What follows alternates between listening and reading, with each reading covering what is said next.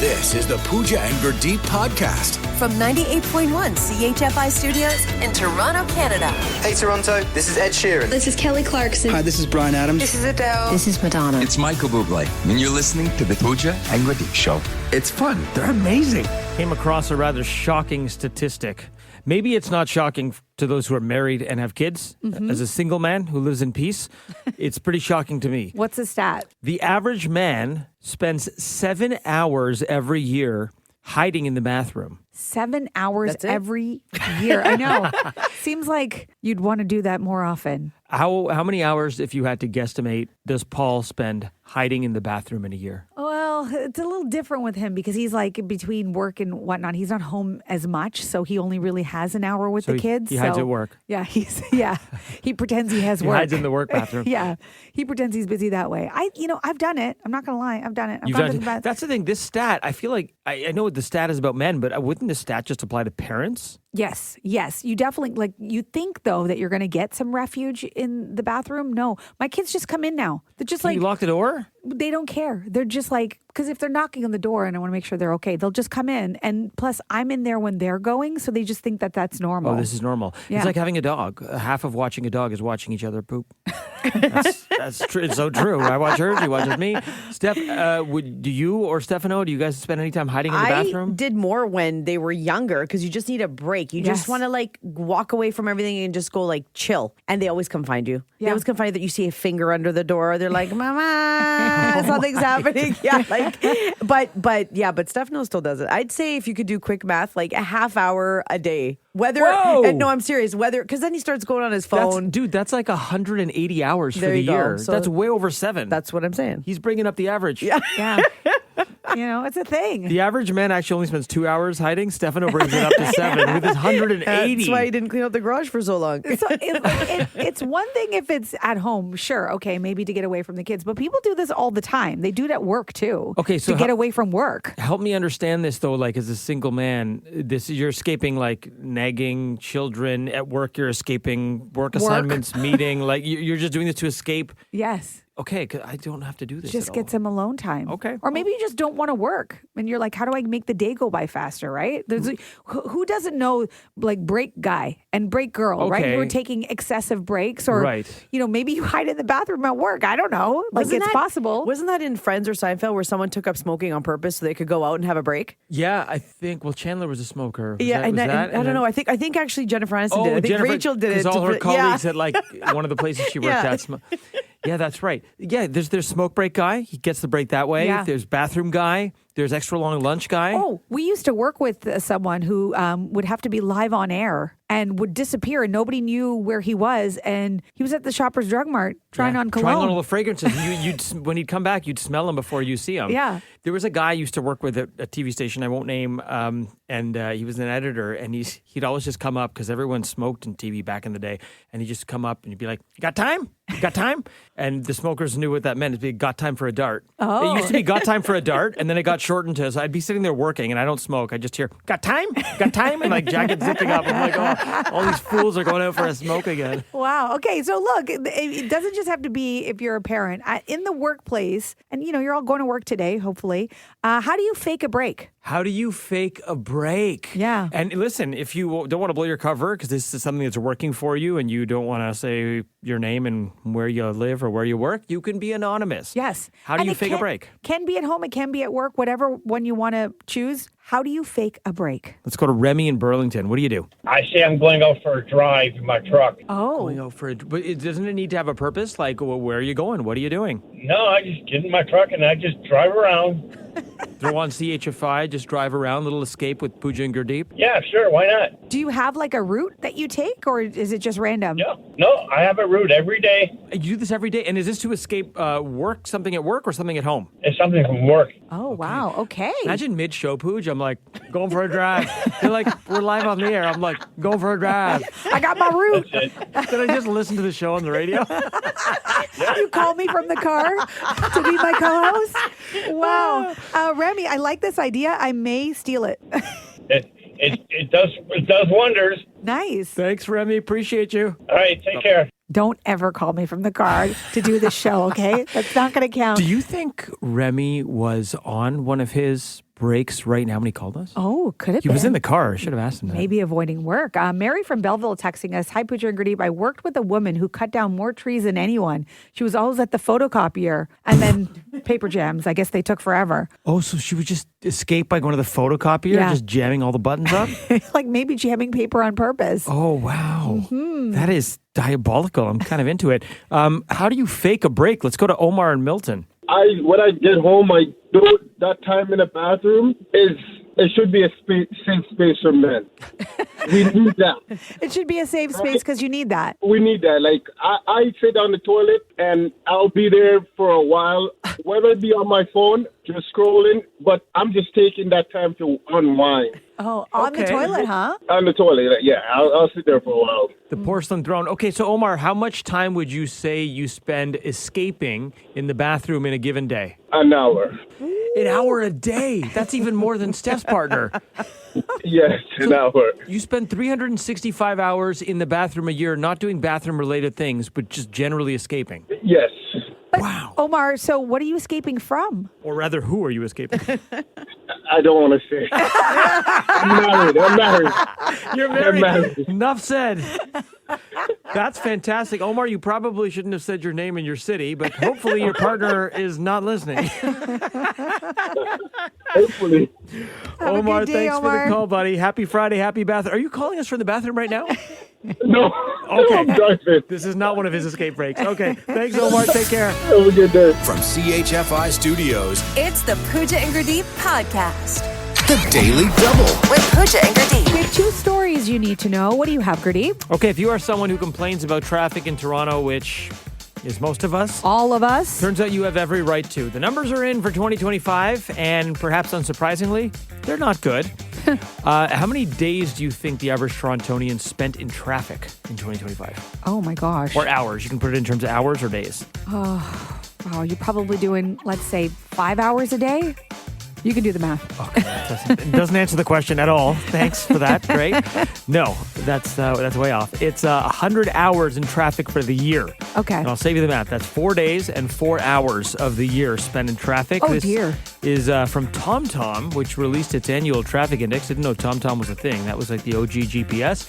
Believe it or not, Toronto was only the second worst Canadian city, according to this data. Second? Who's first? Vancouver, allegedly, which I No. don't really believe. I've been to Vancouver. The traffic ain't Toronto bad. No. The average speed in the city of Toronto for last year, the average speed of a motorist in the city, 18.9 kilometers per hour. So you're not really moving very fast. Oh, wow. The worst travel day of 2025, and this did surprise me, was Valentine's Day.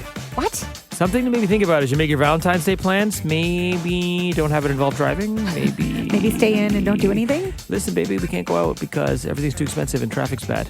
And I said baby, so that softens it and makes it better. Exactly. Yeah, there you go. Toronto, second worst in Canada. Hey, we're not the worst. Okay. How's that? I still don't believe it, but okay, sure. do you got? Speaking of Valentine's Day, we're 2 weeks away, and here's a question for you. Is it better to break up with a partner before or after the holiday? Were you asking me? I'm the breakup expert? I don't know. What do you think? I mean, neither are ideal, but if If you're in that situation, you got to go before because you don't want to like have to feign like, oh, I got you like all this great stuff for Valentine's Day. Bye. yes. Before. Okay, so you don't want to disappoint them on Valentine's Day, and you don't want to give them false hope, but experts are a bit divided on it. One expert says, yes, definitely do it before, as you suggested. Breakups are always going to be difficult, so... Yeah. You know, you don't have to make it any harder on yourself by forcing something or pretending on Valentine's Day. If anything, that would probably be worse because then they'll be like, well, why did you get me that necklace? Exactly. Right? Like it's not worth it. Now you're searching for a gift, even though you don't even care about this person the way you used to, you know? Yeah. Doesn't really work. But there are some experts who say, however, there is a circumstance in which you should maybe wait till after, especially if you're on the fence about it. Maybe this is just one of those things where things are not going well. You think that's where it's headed, but you're not sure. And instead, they're saying have a conversation before Valentine's Day, being very honest. Express that, you know, this is what I'm feeling. I don't want the pressure of Valentine's Day. I want you to know that this is how I'm feeling and this is what I'm thinking about the relationship so that there's no surprises if it were to come after or even before. Essentially plant the breakup seeds. Yes. Basically. Honey, why did you get me that necklace? And why was it made of chocolate? Hey, look, if you don't want it, I'll take it back. It looks delicious. I will eat that. The Pooja and Gurdeep podcast. From 98.1 CHFI. Now, Pooja and Gurdeep's Shower Thoughts. The brain named itself, which either feels like a conflict of interest or Gen Z parenting. Shower Thoughts. If we're told to embrace winter, where exactly do we put our arms? Shower Thoughts. Listen contains the same letters as silent, yet the dates I go on just don't seem to use that information. Shower Thoughts. If aliens study Canada in winter, you think they figured out we are not the dominant species here? Shower Thoughts. The first person ever to clap must have been like, guys, this is awesome. Trust me. Shower Thoughts. If snow disappears when it touches your tongue, why hasn't science made driveways out of tongues yet? Shower Thoughts. From CHFI Studios, It's the Pooja and Gurdeep podcast. Okay, this is going to sound weird, and I realize it does. I'm used to that with you. Yes, you should be by now. I just went to the best funeral that I've ever been to. The best funeral. Yeah, and I know there's no such thing as the best funeral because obviously funerals are sad, right? You're saying goodbye. I mean, in many ways, it can be a celebration of life, and this is what this really was, this funeral. But it's the first time I went to a funeral where there was a round of applause after a eulogy was delivered. Wow. Yes, and I think the reason is it had everything. It had all of the emotions. I mean, it started off with jokes where like people were laughing. There were a lot of great stories, a lot of great storytelling about this person who had passed. And by the way, it's a friend of Paul's who passed away, sadly. I won't get into all the details because I want to protect the family's privacy. But it was obviously a very sad day. Mm-hmm. But to hear everyone come up and speak and speak in a way where there was laughter, there was joy, there was storytelling, there was a real celebration of life. Mm-hmm. But then obviously there was the sadness and there was a lot of authenticity and vulnerability in the eulogy as well that I think really resonated with people because it was the kind of thing that was profound. I should mention that this particular eulogy was by a 26-year-old. So a young man delivering this with such, profound words and he made everybody in the audience think. Like it was one of those things where you left very reflective and you felt all the feels to the point where, afterwards when everybody had sort of gathered, we had refreshments and we were all talking. We're all wearing Leafs jerseys as well. Oh, I was going to ask, did everyone dress in black or was there a request? There was a request to wear Leafs jerseys because he was a diehard Leafs fan. And so, there was a lot of jokes about how, the Leafs killed him, basically, which, I know, not funny, but like the family was joking around. I mean, that's the way I'm going to go. I know. So, yeah. I mean, you've been a loyal fan for many, many years, as so many people have. And it was just that feeling of collectiveness as well as we all sort of, talked about this loved one who passed and the stories. Mm-hmm. And as we started having these conversations, a friend of mine, Nilu, she came up with this great idea. She said, because there's always a slideshow at funerals and you see all these great pictures and all these memories and it takes you back to that time. And she thought, wouldn't it be great if we all got together and not for circumstances like this where we're mourning someone's death and we're grieving, but instead we got together and we each brought a photo with us of a memory. And it was just a night of sharing stories behind that photo, like what happened that night, because it would just be a night of storytelling. And you'd have so many great stories because obviously so many of us do have great stories and we're lucky enough to maybe capture it in a photo. Just a night where we get together and we tell stories, but we bring a picture and then you're like, okay, so this was this night. It was a cold December day, whatever it might be. And you get into it. They say every picture's got 1,000 words. It's funny, we've been talking a lot on the show this week about different ideas for get-togethers with friends, right? Like we were just talking about yesterday or this morning even about getting together and sharing what you do for a living because people don't actually know what you do. You share a picture, you tell a story, that's going to be a fun night with laughter, with tears, with great memories. Yes. I think it's brilliant. It beats just sitting around. It's so true. And, I think at the end of the day, like when you go to a funeral, you really just want to be able to celebrate that person's life. And I just thought this was done so beautifully. So when I say it was the best funeral, obviously it came with sadness, but it also was one of those funerals where I left and I just feel like I'm a better person for being there and hearing those words. And a proper send-off for a close friend. Yes. The Pooja and Gurdeep Podcast.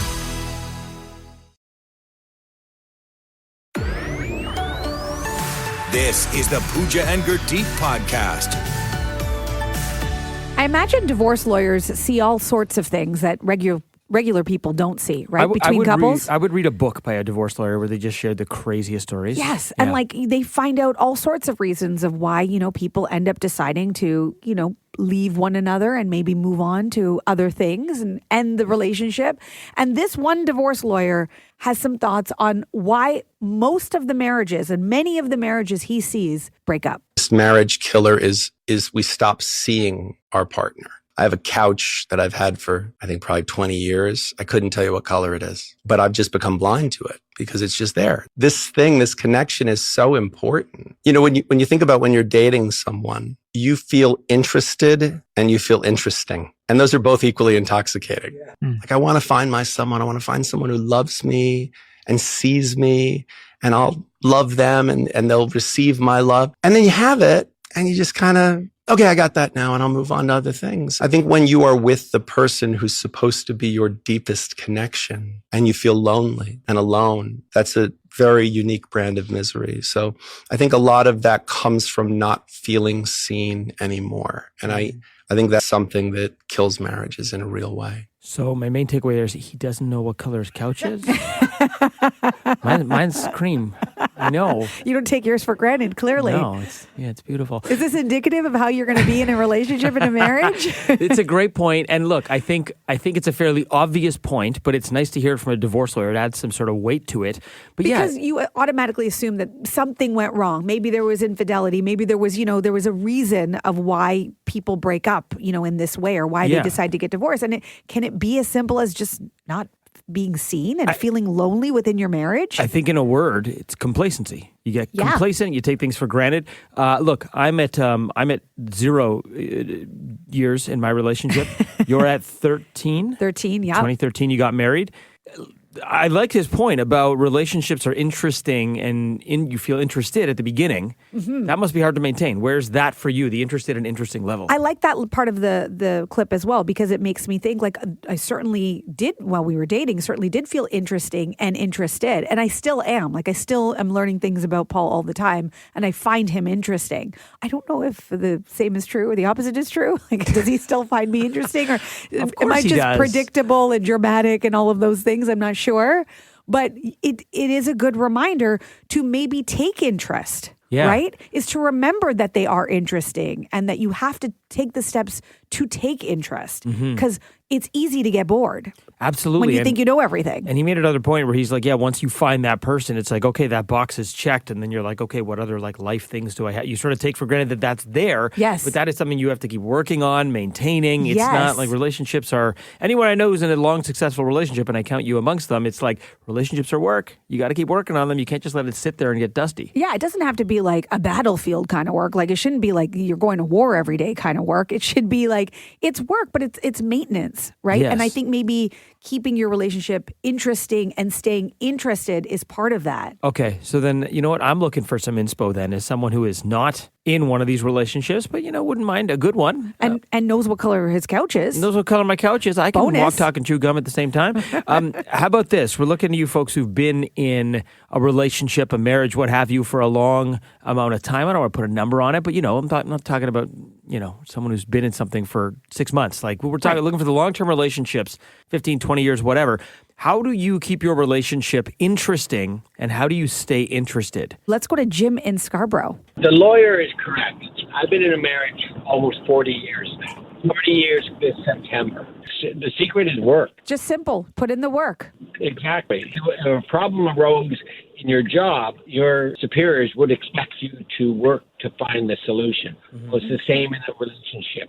You have to find the solution that suits both of you. Jim, are we talking work like, 9 to 5? Marriage is not a 9 to 5 job. It's 24 hours a day, 7 days a week. 365. Exactly. And there's no holiday. Not even the stat holidays. Wow. No, the minute you start taking holidays from your marriage, you're doomed to failure. I don't know if you're inspiring me or dissuading me, Jim, but I appreciate the honesty. It's one of the best trips you can take. Jim, thank you so much for the call. You're welcome. Have a great day. One of the best trips you can take. Okay, so I love the question. I love the response so far. How do you keep your relationship interesting and stay interested? Nika from Waterdown. So we've been together over 20 years, and we just make sure we make the time for each other. We have date nights. We do the same for the kids, so we do a date night with each kid so that the kids get some separate time, too. So I feel like to have a connection with your family, you need some alone time together sometimes. So we do small trips together as well, my husband and I, and with the kids, we take separate trips where he takes one and I take the other. So we make sure we all have a bond together where we all trust and respect each other. Wow, I like this. Nika, that's great. Thanks so much for sharing with us. Bye. Bye-bye. Bye. One of the biggest challenges of being a mom to twiblings is being able to give them undivided attention because they both want attention at the same time, but there's only one of me. And so this is a great idea. I could take my kids on date nights. I know this is about relationships, but I'm learning something for my life. Yeah, that's part of it. I feel like she's playing chess while we're playing checkers. Yeah. Kathleen from Kathleen Langstaff from Port Hope is writing us to say travel is the key. And I don't mean exotic, expensive travel. My hubby and I have been together for 37 years. My mom told us, even when our 5 boys were young. 5 boys. 5, that you have to see 4 different walls here and there. Even overnight in a hotel. Also, we have also played games together years ago with the kids and now just us. Wow, Kathleen, 5 kids, been together 37 years. That is very impressive. That's a lot of cheating in Monopoly. Only if you're the banker, yeah. How do you keep your relationship interesting and stay interested? Can we do one more, Steph, here? Okay, yeah, let's go to Amanda and Ajax. Make sure you have separate activities so you have a chance to miss each other when you are together. That's good. See, Gurdeep's ears just perked up. He's like, separation within a relationship? This is good. But you and Paul kind of do this too, because you guys are a bit separate during the week, and then the weekends is your time. Yeah. And then, you don't get to talk about everything. So when you actually do get together, then, there is that interest because you've kind of missed each other and missed out all week. Yeah. And different activities that you do gives you something to talk about. Separate activities, separate bedrooms. This is good.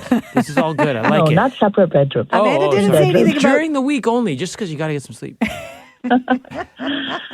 Amanda, thanks for the call. Thank you. From CHFI Studios, It's the Pooja and Gurdeep podcast. So it was a short week for a lot of people because, Monday was kind of a work from home kind of day, right? You were still working, but nobody was out and about. Were people really working? I'm not sure. I've never worked from home, so I don't know what that's like, but I imagine it's a lot of mailing stuff in. Well, you had to go shovel how many times? So, it was taxing on the body. We know that much. Got your workout in. Add to that, for me at least, I have not been sleeping a whole lot because my kids have hit this milestone now where they're in beds instead of cribs. You took them out of their little baby jails. Yes. You dropped the bars, and now they're in little baby beds. And now they just call me into their room all night. Sometimes I go in 4 or 5 times a night. So I haven't had like a full rest in a very long time. And I brought this to you and I said, give me some advice, something. What should I do? Because I'm the person to come to for this. Well, luckily our listeners weighed in and a lot of parents and a lot of them just said, hey, welcome to the club. You're going to be your life now. Yeah, you got Get used to it. You got some helpful advice. You got some eye rolling going, oh, Pooja, good luck with this. Yeah. You got a little bit of judgment. It ran the gamut. Yes, that's true. But an early childhood educator wrote to us and said, why don't you try this? Try rewarding the behavior, right? So, in addition to telling my daughter and my son, oh, you're a big boy, you're a big girl, you can do this, you can do hard things. You can put your own blanket back on, you can get your own water. You don't need mama to come get you. Just to remind people who may have missed that segment, Sia and Bodhi were calling you for the most mundane things fix my blanket. Waking you up in the middle of the night for that. Yes, or I need a tissue. So right. Even though the tissue's right there, the water's right there, they can fix their own blanket, so I was just empowering them. But then this person suggested adding a reward system. So basically, bribe your children, and guess what? It's working.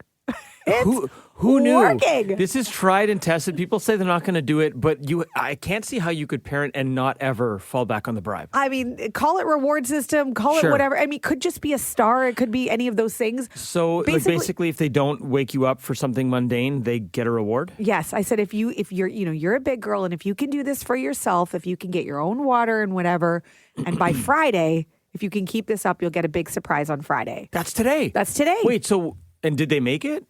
They made it through the week without waking you up for something It's mundane. been 3 days. Okay, listen, 3-day streak, that counts. I will take it. So what are you going to give them? I have no idea. You haven't thought of a surprise? No, I'm going to pick up something on the way home. It better be good, because if it's lame, I don't know. they're going to be like, we're not giving it up for this. I feel like they're excited about anything. Kids, like, everything's a toy for a kid. You can give them a box from Amazon and they're like, ooh, it's a box. Also, you can't get something like really big. Yeah. Because then if they start again, you have to bribe again, and then it has to be even bigger. Yeah. So you got to keep it consistent. Like, just like, even if it's like a treat, like something that they like lollipops. Ooh. Yeah. We Right? have these little buzzers at work.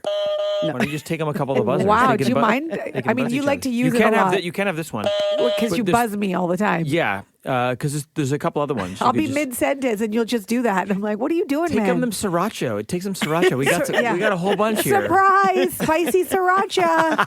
What every kid They're wants. like, we don't like this. The point is, thank you for the advice because, I listen. I know you Okay. think I just ask for the sake of asking. I listen. We might need another update next week to see if they can string together a serious W streak through the weekend. Yeah, then they're going to get a car. Surprise! You're Oprah. The Pooja and Gurdeep podcast. From 98.1 CHFI. The Daily Double. With Pooja and Gurdeep. Okay, we have 2 stories you need to know. What do you have, Gurdeep? Pooch, what's the date today? It's January 30th. January 30th. Okay, I'm officially declaring it. With 28 games and 2.5 months to go, stick a fork in them. The Leafs are officially done. No, don't say that. They're done. And I should say unofficially done because they're not mathematically done. They're done, Pooch. I've put a lot of thought into this. They're not making the playoffs this year. They're just not. Pooch, they've lost 6 games in a row. With how tight the standings are in the Eastern Conference, you cannot afford to just lose 6 games in a row. It's their first 6-game losing streak since 2019. And it now looks, when you zoom out and look at the whole season, you remember how they went on that nice little run in late December, early January? Mm-hmm. That was, as much as we enjoyed it, it was a mirage. That wasn't the real Leafs. If you zoom out, you look at October, they were awful. November, they were awful. Half of December, they were awful. Then they popped, and they've been awful for the bulk of January. So this is who the Leafs are, unfortunately. They're awful? Well, they're not awful. They've also had a lot of injuries. If they were healthy, they're probably like a middle-of-the-pack team. They have had bad luck with injuries, so have a lot of teams. So you add in all those injuries, they're right near the bottom of the standings. Minus that little 10-game stretch, it's been a really bad season. They're now tied for second last in the conference. And Pooch, they are 10 points out of the playoffs. 10! With so many teams in between them and the cut line, it's not happening. They're not making the playoffs. They should be sellers at the trade deadline, which is in early March. I'm sorry. I hate to say it. I hate to see it. But we got to deal with reality here. Lori writing us on the text line at 981-981 saying, hey, Gurdeep, I'm officially inviting you to jump on the Habs bandwagon for the rest of the season. Your friend, Lori. No, I would rather. There's a million things I'd rather do, including sticking a fork in my eye before I put on the Bleu Blanc. You're like, I will just continue to support awful. No. It's fine. It's fine. Okay. Are you a day lifer? What's that mean? Well, if you ask your Gen Z and millennial friends, they'll know what it is. And I actually think you are a day lifer, Gurdeep. I'm going to describe you as this. It's actually really good for you. All the Gen Zers are doing it. So are the millennials. Day life, or day lifers, refers to any daytime social outings involving alcohol-free fitness as a way to meet new people with similar interests. And, you remember you did the coffee party? Oh, day party, overnight party. Yeah. Oh, absolutely. But you're not necessarily getting together for, just being social. Like, you want to be doing something. Yes. And, it has to be active. Essentially, young people, they don't drink anymore. They don't want that to be at the center of why they get together. So instead of meeting up for happy hour, they go for a run or a cold plunge, or they don't want to do it solo is the point. They're looking for community in getting together during the day. So there are people who take care of themselves. So that's a major feature, like run clubs, Pilates classes, fitness activities. They're all booming in popularity for this reason. And while exercise does help you build muscle and bone strength, and, it's good for your heart, it also has a measurable mental health benefit. And of course, by the very nature of getting together with people who are like-minded like you, you start with connection.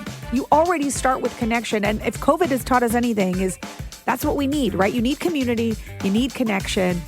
Doesn't have to be something that involves a party and doing something that's not necessarily good for your body. It can be all those endorphins making you feel good together with like-minded people. You're describing utopia, Pooj. Yes, you're preaching to the converted. I love doing all the things, feeling accomplished, and then being in bed by 8 o'clock. It's perfect. Day lifer.